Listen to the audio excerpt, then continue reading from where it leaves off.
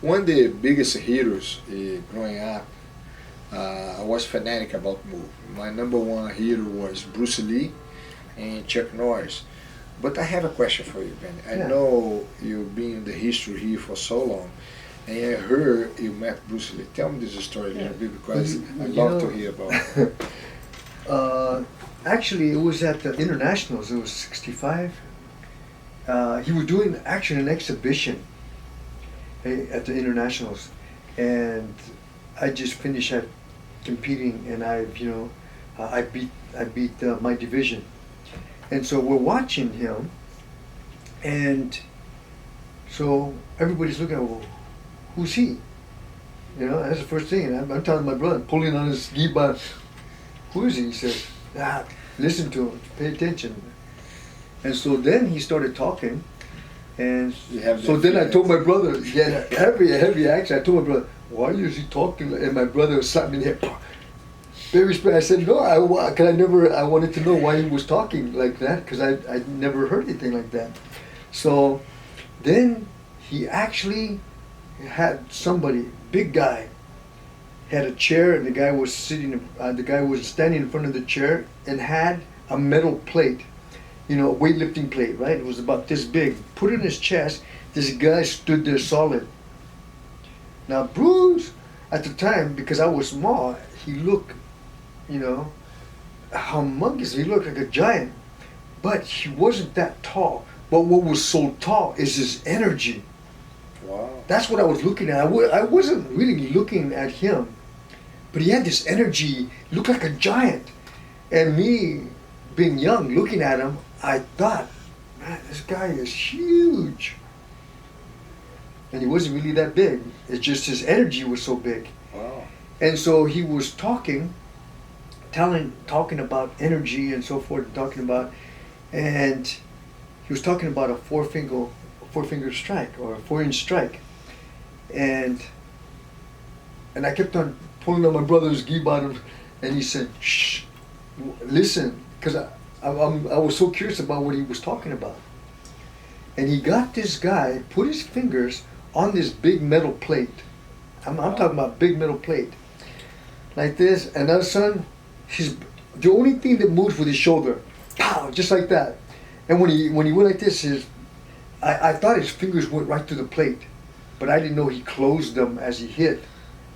But it looked, from my point of view, looked like his fingers went through the metal, hit the guy, and came right back out like this. Honest to God truth.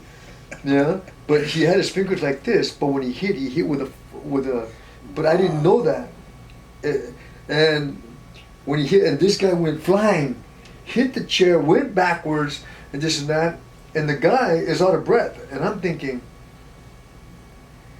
wow, this guy, which was Bruce, I said, this guy just put his fingers, that's what I was telling everybody, he put his fingers through a metal thing, hit this guy in the chest, took his wind from him.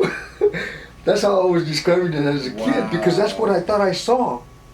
I thought I saw his fingers go through the metal plate. I have a second question. During that time, do you have opportunity to meet him again, or that was just that time you saw him? Yeah, well, at the time, see, back in those days, everybody was fighting. You could always tell a mark of a warrior back then. Okay. In the '60s, tape around the knuckles, Okay. tape around the two toes, and you can tell this guy meant business. Okay. And they came from all over the world to fight at the nationals. Okay. We had so many different countries fighting there. Okay. And it was the biggest. Everybody trained for just all year just for that fight. It was the biggest tournament in the world, and everybody came. Different languages. People even brought their own interpreters, for their team, and they came to compete. So after watching Bruce, I told my brother, do we do that?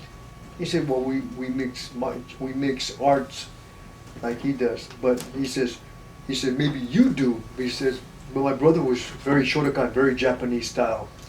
And me, he used to call me, quit with that foo-foo stuff. Because I like soft and hard. So I like them both. You know, so I would always intermix different things and being creative, and my brother thought I was too much foo-foo. And so, but Bruce was truly, at that time, huge. And that was, I always told my brother that would be my dream, to compete against him. Wow. Because this is where I was very fast.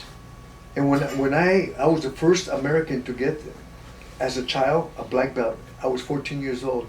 Wow. Now at 14, that was unheard of, to even test for a black belt. I love it. I love it. And so at that time, 28 black belts, Mr. Paul, all of them, they all test me.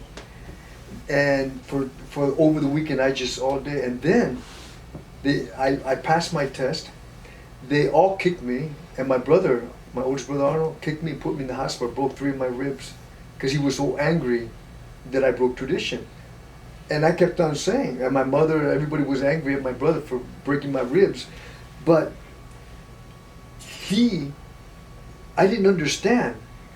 So here I go back to the internationals, I got my black belt. I'm the only kid with a black belt.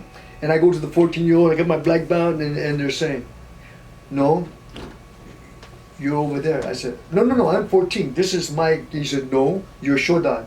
You're black belt. You're over there. Chuck Norris, Bruce, I'm talking about Skipper Mullins, Joe Louis, all the big, yeah. And I said, I can't fight them. I'm just a kid, you know, but then I go over there with my tail between my legs, and It's a good experience. And I beat the tournament.